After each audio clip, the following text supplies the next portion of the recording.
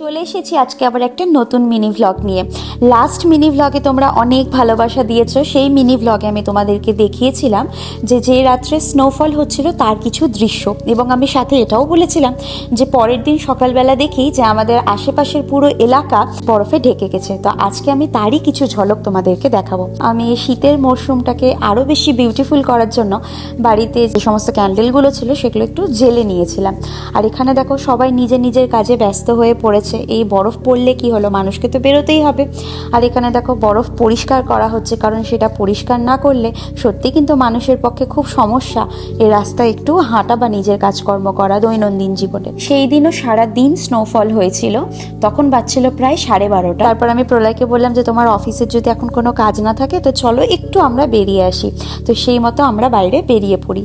আর সেখানে গিয়ে আমরা আরও কি কি দেখলাম এবং কি কি করলাম তার মিনি ব্লগ নিয়ে আবার আসছি নেক্সট দিন।